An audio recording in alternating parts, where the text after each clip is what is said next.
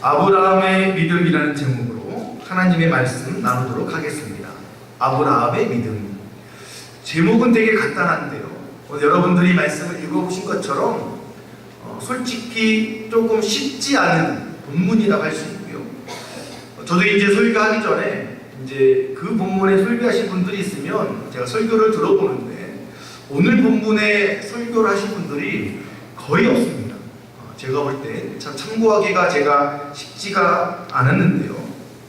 여하튼 여러분들이 지금 우리가 로마서를 쭉 보고 온 지가 꽤 되었는데 여러분 제가 지금 사도 바울이 강조하는 것을 여러분들에게 우리가 한 단어로 핵심을 꼽으라고 한다면 무엇이 있을까요? 바로 이신득이입니다. 사도 바울이 3장부터 계속적으로 강조하는 것 중에 하나가 바로 믿음으로 말미암아 의롭다함을 받는다. 그러니까 우리가 믿음이 있어야 의롭다함을 받고 믿음이 있을 때 우리가 구원받는 것. 여러분 지금 사도 바울은 이것을 전하는 것에 목숨을 걸고 있습니다. 왠지 아십니까? 그것은 당시 이 유대인들뿐만 아니라 그 로마 교회에 있었던 이방인들을 포함한 모든 사람들이 이 율법 또는 할례라는 것에 갇혀 있었어요. 그래서 지금 사도 바울은 그들을 오랫동안 가둬두었던 그 틀을 깨버리기 위해서 사도 바울은 작정하고 이신득이 믿음으로 말미암아 구원받는다. 믿음으로 말미암아 의롭다함을 받는다. 이것을 반복적으로 이야기하고 있습니다. 근데 여러분 이 이신득이에 대해서 한 번도 들은 적이 없었던 당시 유대인들과 로마교회 성도들은 지금 이 사도 바울의 편지를 읽을수록 혼란스럽습니다. 그렇죠? 왜냐하면 그들에게 구원은 율법이었어요. 율법에 나오는 행위대로 살아갈 때 얻는 것이 구원이라고 철석같이 믿고 있었는데 사도 바울이 아니라는 거예요. 율법 필요 없어. 행위 아니야. 오로지 믿음으로 가능하다라는 말에 이 지금 로마교회 성도들과 유대인들은 혼란스럽습니다. 당연하겠죠. 수천 년 동안 이어오고 그들이 주장해서 행위와 율법에 갇혀 있었던 유대인들에게 사도 바울이 말하는 이신득이 믿음으로 말미암아 의롭습니다. 믿음으로 말미암아 구원받습니다. 라는 말은 충격 그 자체입니다. 물론 오늘을 살아가는 여러분들에겐 당연한 거죠. 지금 우리에겐 이신득이는 당연한 거예요. 그러나 2000년 전 그들에게는 너무나 생소해서 충격이었습니다. 그래서 그들이 그것을 받아들이는 것에는 쉽지 않았죠.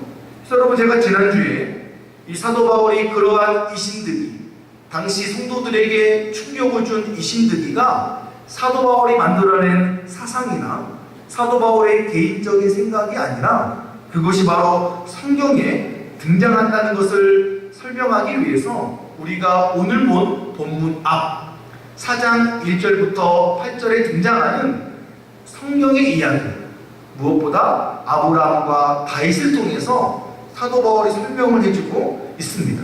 자, 무슨 얘기죠? 이신득이가 내 주장이 아니라 성경에서 옛날부터 얘기되어 온 거야. 너희 조상 아브라함 봐봐. 너희 조상 다윗 봐봐. 그들도 행위와 율법이 아니라 믿음으로 의롭다함을 받았어 라고 설명을 해주고 있는 것입니다. 그러니까 여러분들 기억하셔야 돼요. 이신득이는 사도 바울이 주장한 신학이 아닙니다. 구약 창세기 때부터 하나님께서 말씀하신 성경이 우리에게 보여주고 있는 하나님만의 신학이라는 것이죠. 만약에 여러분 우리가 행위로 의롭다함을 받고 행위로 구원을 받는다면 우리가 지지난주에 보았던 살인한 다윗은 절대로 천국 가지 못합니다.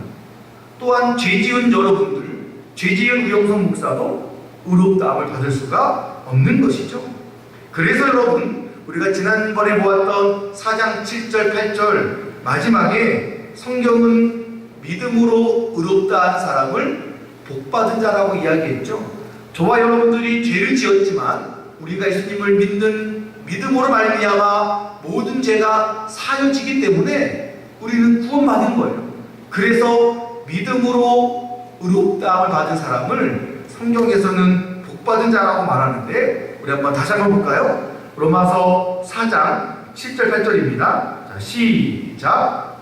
율법이 사함을 받고 죄가 가려짐을 받은 사람들은 복이 있고 주께서 그 죄를 인정하지 아니하실 사람은 복이 있도다. 여러분, 이 말씀은 정확히 다윗이 한 얘기예요. 자신을 보니까 얼마나 큰 죄를 졌어요. 그런데 그 죄가 다 어떻게 되었죠? 가려짐을 받고 또 하나님이 그 죄를 인정하지 않게 벌어주셨어요. 그래서 우리가 행위 때문에 구원 못 받는 것이 아니라 우리의 죄된 행위가 하나님의 은혜로 없어졌기 때문에 믿음으로 의롭다함을 받은 우리들은 복받은 자라는 것입니다. 그래서 여러분, 만약에 우리가 행위나 율법으로 유대인들이 주장하던 그런 조건으로 구원받는다면 이 세상에 구원받을 사람은 한 명도 없습니다.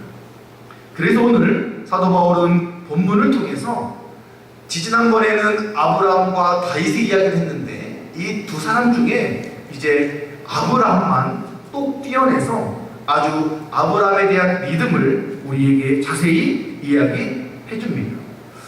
여러분, 제가 잠깐 전에 봤지만 하나님께서 아브라함을 불렀을 때, 여러분 언제죠? 창세기 12장이 시작입니다. 여러분, 놀라운 게 무엇인지 아십니까? 하나님이 아브라함을 불러서 믿음의 조상으로 세우고 하나님이 아브라함의 믿음을 보고 그에게 의롭다함을 칭했을 때 문제, 율법이 있었나요? 없었습니다. 여러분, 이것이 유대인들에게 아마 충격적이었을 거예요. 왜냐하면 그들에게 율법을 내가 받아들이고 율법대로 살 때 오는 것이 구원이에요. 그러니까 내가 율법을 행하고 율법을 받아들이고 율법을 믿으며 그렇게 살아가는 것이 구원의 조건이었어요. 그런데 그런 조건으로 보면 아브라함은 율법이 없었는데 구원받았고 율법이 없었는데 하나님으로부터 의롭다함을 받은 사람이라는 것이죠. 여러분, 여기서만 봐도 하나님이 우리를 의롭다 하는 것과 율법은 관계가 없다는 것입니다. 자, 여러분, 그렇다면 아브라함의 믿음이 우리에게 알려주는 중요한 교훈이 있습니다. 그럼 1번 다 같이 읽어볼까요? 시작. 믿음의 시작은 하나님의 은혜로. 여러분, 믿음의 시작은 뭘로 된다고요? 하나님의 은혜로 됩니다. 지금 사도 바울은 9절 말씀을 통해서 하나님이 주시는 복이 언제 아브라함에게 임했는지를 설명하고 있죠. 즉, 하나님으로부터 아브라함이 의롭다함을 받은 시점이 언제인지를 이야기합니다.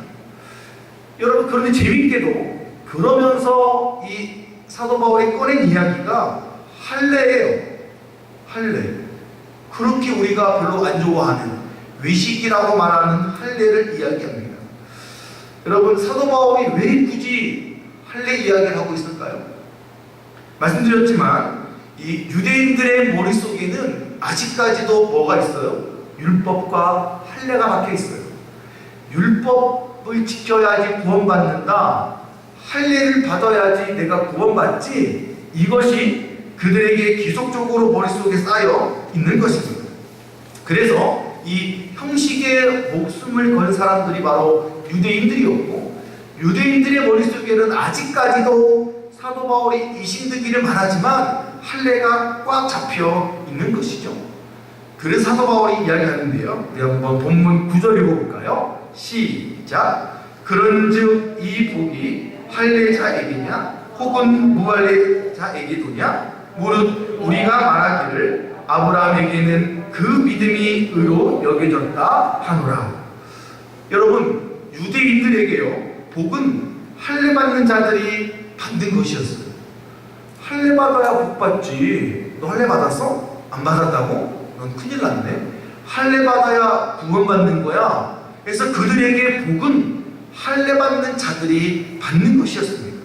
해석가들에겐 할례가 중요했죠. 그런데 지금 아브라함은 할례와 상관없이 믿음이 의로 여겨져서 복받은 사람이에요.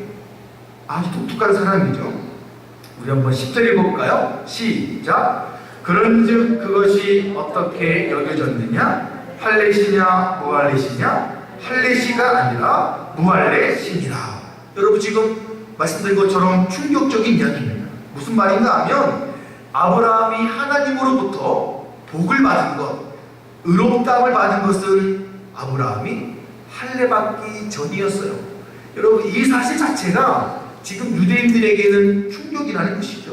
라고 성경을 보겠습니다. 우리 창세기 말씀 15장 6절인데 다같이 시작. 아브라함이 여호와를 믿으니 여호와께서 이를 그의 의로 여기고. 여러분 제가 지난번에 봤던 말씀이죠. 하나님께서 이 아브라함에게 왜 의로 여겼냐? 여호와를 믿으니까. 아브라함이 하나님을 믿었더니 그 믿음으로 말미암아 하나님이 아브라함을 의로 여기고 오늘날 말하면 구원을 허락하십니다. 자, 그럼 그렇다면 아브라함은 도대체 언제 할례 받았을까요? 그러니까 지금 15장 6절 때는 아브라함은 할례 받지 않았습니다. 할례 받지 않은 사람이었어요. 자, 그 다음 17장 10절입니다. 시작. 너희 중 남자는 다 할례를 받으라. 이것이 나와 너희와 너희 후손 사이에 지킬 내 언약이니라. 여러분 지금 보니까 하나님께서 창세기 17장에 이르러서야 아브라함에게 처음 얘기해요. 할례 받으라고. 너 이제 할례 받아야 돼. 왜냐하면 그것은 너와 나, 너희 후손들과 내가 지켜야 될 언약이야 라고 하면서 할례 받을 것을 말합니다. 그럼 여러분 하나님이 아브라함을 의로 여긴 건 창세기 15장입니다. 그리고 아브라함이 할례를 받은 건 창세기 17장이에요. 15장과 17장 사이는요 무려 14년입니다. 그러니까 하나님이 아브라함을 의롭다 여긴 지 14년이라는 엄청난 시간이 지난 다음에서야 아브라함이 할례를 받은 것입니다. 그러니까 여러분 정확히 말하면 할례와 믿음으로 의롭다함을 받는 것은 관계가 없는 것입니다. 그러니까 유대인들은 할례를 받아야 하나님으로부터 의롭다함을 받는다고 하는 것은 그들만의 잘못된 생각이라는 것이죠. 그런데 그들은 그 생각을 바꾸지 않고 지금 사도 바울 때까지 그것을 지키고 왔다는 것이죠. 그러다 보니까 문제가 무엇입니까? 믿음보다는 행함이 우선되었고 그들에게 할례 받는 것이 하나님을 믿는 것보다 중요한 게 되었다는 것입니다. 그렇다면 여러분 유대인들에게 목숨과도 같은 할례가 무엇입니까? 이 다음 절에 할례에 대한 설명이 있는데요. 17장 11절입니다. 시작. 너희는 표피를 내어라. 이것이 나와 너희 사이의 언약의 표징이니라. 여러분 맨 마지막에 써있죠. 할례가 무엇이라고요? 언약의 표징이에요. 너와 나랑 언약한 거, 너와 나랑 약속 맺은 거 있지? 우리가 이것을 기념하자 라고 정한 것이 할례예요. 그럼 여러분 제가 하나 물어볼게요. 언약이 중요합니까? 언약을 표징하는 표식이 중요합니까? 어렵죠? 결혼하는 것이 중요합니까? 결혼했다고 보여지는 반지가 중요합니까? 표징이 아니에요. 언약이 중요하고 결혼이 중요한 거예요. 표징은, 반지는 결혼했습니다라고 보여주는 것이지 결혼 반지라는 것 자체가 두 사람을 법률적으로 이어주거나 아니면 잃어버리면 헤어졌다고 할 수 있는 것이 아니잖아요. 그래서 여러분 할례는 하나님과 이스라엘 백성들이 언약을 맺은 것을 보여주는 표징일 뿐이지 할례라는 것 자체에는 힘이 있다 없다? 없다는 거예요. 힘이 하나도 없어요. 그런데 유대인들은 그것이 힘 있는 것처럼 할례를 받아야 구원받는 것처럼 착각을 하고 있다는 것입니다. 그래서 결국 이 아브라함은 어떠한 행위나 아브라함이 할례를 받아서 의롭다함을 받은 것이 아닙니다. 오로지 믿음으로, 하나님을 믿음으로 하나님으로부터 의롭다함을 받았습니다. 또 여러분, 그 믿음은 이야기했죠, 하나님의 전적인 은혜예요. 믿고자 해서 믿은 것이 아니라 하나님이 성령을 통해 우리 안에 믿음을 주셨기 때문에 하나님을 믿게 된 것이죠. 여러분, 그래서 믿음은 하나님의 은혜라는 것입니다. 그래서 지금 저와 여러분들이 구해야 될 것 딱 하나, 하나님의 은혜예요. 하나님, 제게 믿음을 주시옵소서. 하나님의 그 은혜가 제게 필요합니다. 여러분, 이것이 바로 우리의 믿음의 시작이라는 것이죠. 여러분, 제가 이렇게 이야기하면 우리 새가족들은 이렇게 물어봐요. 목사님, 믿음이 안 생겨요. 믿음 갖는 게 진짜 어려워요. 저는 이 질문은 여러분 엄청나게 많이 들었어요. 자, 제가 한번 이야기해 볼게요. 우리 여러분들의 자녀들은 여러분들을 어떻게 엄마와 아빠로 믿습니까? 우리 이영자 권사님 지난주에 아드님 때 갔다 오셨는데, 우리 아드님은 어떻게 이영자 권사님을 엄마로 믿어요? 태어날 때 봤나? 혹시 태어날 때 엄마 보신 분? 아무도 없죠. 여러분, 저는 초등학교 3학년 때까지 우리 엄마를 의심했어요. 엄마가 아닌 것 같다. 그리고 외가댁에서 우리 김창구 국어 선생님 연퇴하셨는데 맨날 저 막 괴롭히면서, 제가 어린 적 때 너 주소 왔어 우영서, 그리고 집에 가면 꼭 그날 엄마한테 혼나. 그 느낌인 거예요. 아, 난 진짜 주소 왔나 보다. 그러니까 삼촌 주소 왔다고 그러고 엄마는 혼내키고, 난 진짜 주소 왔나 보다.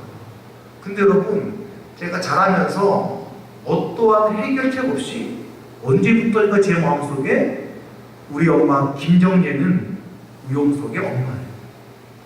지금 누가 저보고 너 주소 와서 그러면 제가 그러겠죠. 미쳤다고. 여러분, 김정예 어머니는 제가 피를 뽑아서 검사하지 않았지만, 태어날 때 엄마를 보지 않았지만, 저는 결론적으로 말하면 제가 믿는 거예요. 여러분, 믿음은 부여하는 겁니다.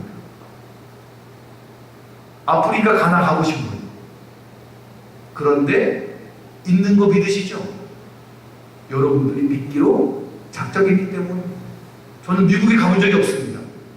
근데 미국이 있는 걸 믿어요. 제가 믿음을 부여했기 때문이죠.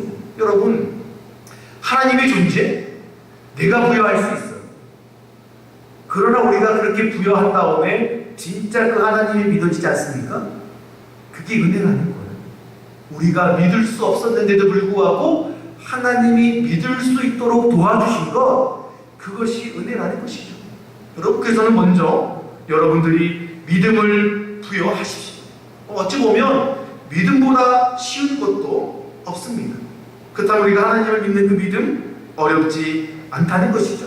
바라기는 이 믿음의 시작을 하나님의 은혜로 시작하시길 주님의 이름으로 축복합니다. 아멘. 자, 두 번째로, 아브라함의 믿음이 저와 여러분들에게 알려주는 두 번째 중요한 교훈은 무엇일까요? 우리 한번 2번 읽어볼까요? 시작. 믿음의 과정은 나의 결단.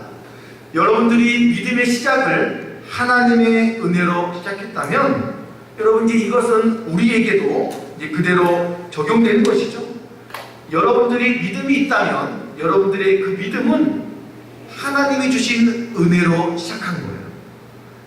물론 내가 믿어야지 했지만 하나님이 전적으로 은혜를 주셨기 때문에 그 은혜로 우리가 믿음이 시작되었습니다. 근데 여러분, 잘 보세요. 믿음의 시작이 하나님의 은혜로 되었다면 그 다음 믿음의 과정, 믿음의 삶의 과정은 우리가 해야 되는 부분이에요. 오늘 저는 그것을 오늘 가르친 것처럼 결단이라고 넣었는데, 저는 또는 순종이라는 단어도 괜찮다라고 생각이 듭니다. 그래서 지금 오늘 사도 바울이 하나님이 우리에게 은혜를 주셔서 우리를 믿음으로 살게 하셨다면 그 다음은 우리가 해야 돼요. 우리가 해야 될 것이 무엇이냐? 바로 결단과 더불어 나아가는 순종인데, 그러면 본문 말씀 11절 한번 계속 보겠습니다. 아브라함이 지금 계속적으로 할례를 계속 말하는데요. 11절입니다. 시작. 그가 할례의 표를 받은 것은 시에 믿음으로 된 의를 인친 것이니 이는 무할례자로서 믿는 모든 자의 조상이 되어 그들도 의로 여기심을 얻게 하려 하심이라. 여러분, 아까 우리는 구약의 말씀을 통해서 이 아브라함이 의롭다함을 받은 것은 할례와 관계가 있다 없다? 우리가 없다라고 배웠습니다. 그런데 오늘 본문 11절에 보면 아브라함이 할례를 받았다고 했죠. 요건 우리가 아까 찾아봤어요. 창세기 17장 10절에 하나님의 명령으로 그가 할례를 받았죠. 자, 여러분, 그러면 의롭다함을 받는 것과 상관이 없는 할례였는데 아브라함은 왜 받았을까요? 구원과 아무런 상관이 없는 할례를 아브라함이 받은 이유는 무엇일까요? 여러분, 11절 앞에 보시면 설명이 잘 되어 있죠. 그 이유가 무엇이냐면, 여러분 잘 보세요. 아브라함이 할례 받기 전 그는 의롭다함을 받았습니다. 근데 중간에 시간이 지나서 하나님이 17장에 할례를 받으라고 그랬죠. 그것이 언약의 표징이라고 그랬어요. 그래서 아브라함은 하나님의 명령이기도 하고 무할례 시에 받았던 할례 받지 않았을 때에 의롭다함을 받았던 것을 인치기 위해서, 확실한 보증을 위해서 할례를 받은 것입니다. 그러니까 할례를 받아서 구원받으려고 한 것이 아니라 하나님이 나를 의롭다 했다라는 것들을 증거로 보여주기 위해서, 또한 하나님의 말씀에 순종하기 위해서 그가 할례를 받은 것입니다. 그래서 여러분, 우리가 믿음의 시작을 하나님의 은혜로 했다라면, 잘 들어보세요. 여러분들이 은혜를 받고 믿음으로 삶을 시작하셨죠. 그때 여러분들이 주일날 교회 올 때마다 우영성 목사의 말씀을 통해 하나님의 음성을 듣게 됩니다. 그렇다면 여러분들은 이제 믿음의 과정을 살아가는 사람들이에요. 그럼 여러분들에게 무엇이 필요하다고요? 하나님 말씀 들은 것에 대한 결단, 순종이 필요합니다. 하나님의 은혜로 믿음을 시작했어요. 그것이 끝이 아니라는 거예요. 여러분, 아브라함을 보세요. 굳이 할례 받을 필요가 없는데 하나님의 말씀이었기 때문에 그는 그 말씀에 순종합니다. 또한 그것이 당시 믿었던 사람들에게 본이 되기 때문에 그가 할례를 받은 것이고, 그래서 그것으로 말미암아 수많은 사람들이 아브라함을 보고 그분의 뒤를 따라갈 수 있었다라는 것이죠. 그래서 여러분, 재미있는 것은 여러분 11절에 보시면 제가 적어놨는데 이렇게 써 있죠. 중간에 무할례자로서 믿는 모든 자의 조상이 되었다. 참 재밌는 표현이에요. 그러니까 아브라함은 원래 무할례자였잖아요. 무할례자로서 의인이었고 이후에 모든 사람들에게 조상이 되었고, 또 다른 말로 여러분, 아브라함은 할례 받지 않은 사람들에도 조상이었다는 것입니다. 또한 여러분, 그 다음 절, 자 12절 한번 다시 읽어볼까요? 시작. 또한 할례자의 조상이 되었나니 곧 할례 받을 자뿐에게 아니라 우리 조상 아브라함이 무할례 시에 가졌던 믿음의 자치를 따르는 자들에게도 그러하니라. 여러분, 결국 보세요. 참 재밌죠? 아브라함은 할례 받기 전에 의롭다함을 받았기 때문에 무할례자로서 모든 사람의 조상이 되었고, 또 할례를 받았어요. 해서 결국 아브라함은 무할례자들과 할례자들 모두의 조상이 되었습니다. 여러분 기억하세요? 중요한 것은 무엇입니까? 할례가 아니에요. 그러니까 지금 사도 바울이 이 말씀을 쓰는 이유는 할례를 받네, 할례를 안 받네가 아니라 12절 마지막에 제가 적어놨죠. 아브라함이 무할례 시에 가졌던 믿음의 자치. 여러분, 아브라함은 할례 받기 전에 하나님을 믿음으로 말미암아 의롭다함을 받은 자예요. 그러니까 지금 사도 바울이 말하는 것은 아브라함이 할례를 받았냐 안 받았냐가 아니라 할례 받기 전 그때 가졌던 믿음, 그것을 따르는 자들을 위해서 이렇게 말하고 있는 것입니다. 중요한 것은 무엇이라고요? 우리도 아브라함처럼 할례와 무할례 상관없이 내가 지금 아브라함처럼 하나님을 믿고 하나님 말씀에 순종하는 삶을 살아가고 있냐, 이것에 지금 사도 바울이 초점을 두고 있는 것입니다. 물론 여러분, 우리 침례교단은 침례를 받아야 됩니다. 침례를 받아야 되죠. 저도 제가 여러 번 침례를 주어봤지만 특히 우리 어르신들의 잘못 알고 있는 오해가 무엇이냐면 저한테 간혹 이렇게 이야기하세요. 제가 소중학교에 있을 때 목사님, 우리 아들놈 새끼 그거 침례 받아야 되는데, 침례 받고 구원 받아야 되는데. 침례 받는다고 구원 받는 거 아닙니다. 믿음이 있으면 받는 게 침례이고 의식이잖아요. 그런 우리는 잘못 생각해서 침례 받아야 천국 간다라고 하면 오늘 본문에 등장하는 유대인과 똑같은 오류를 가지고 살 때가 많다는 거예요. 여러분, 그렇지 않습니다. 할례나 무할례가 중요한 것이 아니라 아브라함처럼 무할례에 떼었지만 그러나 믿음으로 하나님의 말씀에 결단하고 순종하는 것이 필요한 것이고, 지금 저와 여러분들은 믿음의 가정을 살아가잖아요. 하나님의 은혜로 믿음을 시작했습니다. 그렇다면 지금 우리들에게 필요한 건 하나님 말씀에 순종하는, 아브라함처럼 하나님이 할례 받아 그러면 왜라고 묻지 않고 할례를 받을 수 있는, 또한 그 말씀에 순종할 수 있는 것이 필요하다는 것이죠. 바라기는 하나님 말씀을 들을 때마다 여러분들 결단하고 순종하시는 여러분 되시기를 주님의 이름으로 축복합니다. 아멘. 자, 마지막 세 번째, 아브라함의 믿음이 우리에게 알려주는 중요한 교훈은 무엇일까요? 우리 3번 다 같이 읽어볼까요? 시작. 믿음의 결말은 하나님의 상속자. 여러분, 이것은 우리가 오늘의 삶에서 누릴 수 있고 우리가 앞으로도 누려야 되는 정말 중요한, 여러분 지금 이어지죠? 저와 여러분들이 믿음의 시작을 하나님의 은혜로 하고 또한 그 시작에 이어서 믿음의 과정, 우리의 삶에 결단하면서 순종으로 살아간다면 오늘 말씀에 뭐라고 나와 있냐? 저와 여러분은 하나님의 상속자가 됩니다. 믿음의 시작은 하나님의 은혜로, 믿음의 과정은 우리의 결단에 순종함, 그렇게 살아가면 우리 믿음의 끝은 하나님의 상속자라는 것이죠. 오늘 본문 우리 13절 말씀입니다. 시작. 아브라함이나 그 후손에게 세상의 상속자가 되리라고 하신 언약은 율법으로 말미암은 것이 아니요 오직 믿음의 의로 말미암은 것이니라. 여러분 써있죠? 상속자 되는 것은 마지막 줄에 오직 믿음의 의로 말미암는다. 앞에 나와 있습니다. 율법으로 말미암는 것이 아니다. 상속이 되는 근거는 믿음이지 율법이 아니라고 말씀하고 있습니다. 여러분 중간에 여러분 언약이라는 단어가 보이시죠? 하나님이 저와 여러분들을 상속자가 되리라고 언약하셨어요. 여러분 이 언약의 다른 말을 우리가 약속이라고 하는데 오늘 이 언약에 쓰여진 헬라어가 있어요.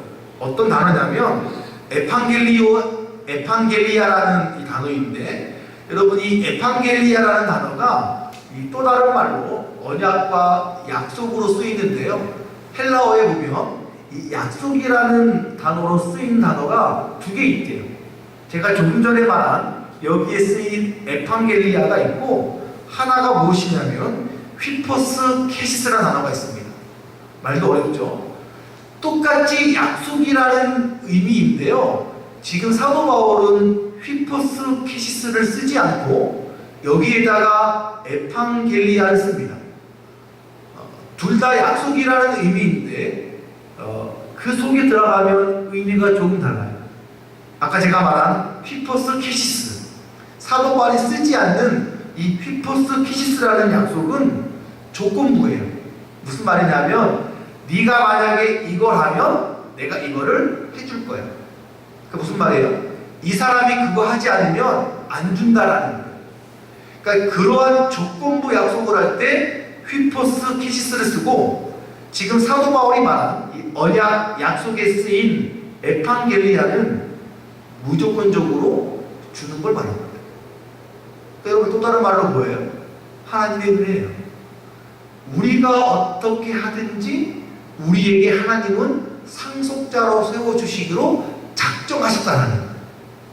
여러분 이것은 우리가 유산으로도 비교합니다. 우리가 부모님이 돌아가시면 자녀들을 위해서 유산을 주잖아요. 물론 요즘은 하도 말을 안 들어서 조건을 걸기도 하지만 여러분 대부분 돌아가시면 유산은 받게 돼 있어요. 조건과 상관없이. 또는 우리가 지난번에 보았던 탕자가 아버지를 떠나 유산 받고 가잖아요. 조건 없이 주는 것이 바로 유산입니다. 그러니까 하나님은 지금 저와 여러분들에게 상속자로 주시기로 작정하시는 거예요. 은혜로. 그러니까 여러분 웃긴 말인데 하나님을 믿는 사람들, 근데 중요한 건 여러분 그 믿음이 조건이 아닙니다. 여러분들이 잘못 오해하시면 이 말씀 보세요. 오직 믿음의 의로 말미암았다. 여러분 말미암은 것이 무엇이죠? 근거잖아요. 믿음이 있어야만 하나님의 상속자가 된다 라고 오해할 수 있는데 우리가 대지 1번으로 돌아가 보면 믿음의 시작은 무엇이라고요? 하나님의 은혜입니다. 저와 여러분들이 믿음을 갖게 된 게 무엇 때문이라고요? 하나님의 은혜 때문이에요. 하나님의 은혜가 임하여 믿음이 생긴 사람은 결과는 무조건 상속자라는 거예요. 우리가 믿었기 때문에 상속자가 되는 것이 아니라 그 믿은 것도 하나님의 은혜로 되었기 때문에 하나님은 그렇게 은혜로 믿음 받은 사람들에게 상속자로 삼아 주셨다는 것입니다. 여러분 그래서 우리는 이 말씀을 묵상할수록 하나님의 은혜가 얼마나 큰지를 깨달아야 하는 것이죠. 그래서 여러분 상속에 대한 이야기가 오늘 본문 16절까지 계속되고 있는데요. 우리 한번 16절을 읽어볼까요? 자 시작. 그러므로 상속자가 은혜에 속하기 위하여 믿음으로 되나니 이는 그 약속을 그 모든 후손에게 굳게 하려 하십니다. 율법에 속한 자에게 뿐만 아니라 아브라함의 믿음에 속한 자에게도 그러하니 아브라함은 우리 모든 사람의 조상입니다. 여러분 지금 16절에 보시면 계속적으로 등장하는 단어가 눈에 딱 보이죠? 은혜와 믿음입니다. 이 단어가 상속자와 계속 이어지는데 자 상속자가 되기 위한 것은 필요한 것은 믿음이고 그 믿음은 뭘로 가능하다? 하나님의 은혜만으로 가능하다는 것입니다. 그래서 여러분들에게 하나님의 은혜로 믿음이 임하게 되면 우리는 그냥 중간에 결단해서 순종만 하면 끝은 상속자라는 거예요. 이 모든 만물의 주인 되시는 하나님의 상속자가 된다는 것이죠. 여러분 이 말은 아브라함에게만 주는 말씀이 아닙니다. 아브라함의 후손인 우리들에게도 동일한 말씀이에요. 그렇다면 여러분 한번 생각해 보세요. 아브라함 여러분 죄송한 표현이지만 아무것도 아닌 사람이에요. 아내를 누이로 속이기도 하고 그렇죠? 먹을 게 없어서 도망가기도 하고 여러분처럼 저처럼 평범한 사람입니다. 그가 한 것 하나도 없어요. 그러나 하나님의 은혜로 믿음을 가졌죠. 이것은 지금 우리처럼 똑같습니다. 그러나 그 다음 중간이에요. 믿음의 가정. 믿음의 가정은 아브라함이 우리보다 좀 낫습니다. 지난번에 본 것처럼 하나님의 말씀에 순종해서 할례받고 하나님의 말씀에 순종해서 그 아들을 하나님의 제물로 드리려고까지도 했습니다. 여러분 저는 오늘날 이러한 모습이 우리 안에 필요합니다. 우리가 그렇게 하나님의 말씀에 결단하고 순종하면 여러분 끝은 정해져 있어요. 상속자. 그렇죠? 그래서 핵심은 바로 우리가 하나님의 말씀에 결단하고 순종하는 것이 핵심입니다. 이제 저와 여러분 차례입니다. 저와 여러분도 하나님 나라의 상속자입니다. 그렇다면 여러분들이 무엇을 해야 할지 생각해 보십시오. 믿음이 있는 분들은 우리 감사하는 마음을 갖고 이제 하나님 말씀을 들을 때마다 결단하고 순종하십시오. 혹 믿음이 없거나 부족하다고 생각하시는 분들은 하나님께 은혜를 구하십시오. 하나님, 내가 당신을 믿기를 소망합니다. 나에게 은혜를 주시옵소서. 그리고 여러분, 제가 말씀드린 것처럼 믿음을 부여하세요. 하나님을 믿겠습니다. 내가 우리 아버지를 믿은 것처럼 하나님을 믿겠습니다 라고 부여할 때, 여러분, 그때 우리가 하나님의 은혜가 오는 것을 느끼게 될 것입니다. 여러분, 아브라함의 믿음, 솔직히 우리가 볼 때 커 보일 수 있습니다. 그러나 우리도 할 수 있죠. 이 아브라함의 믿음을 통해서 도전받고 여러분 또한 하나님 나라의 상속자로 살아가기에 부족함이 없는 삶을 살아가시기를 주님의 이름으로 축복합니다. 아멘. 기도하겠습니다.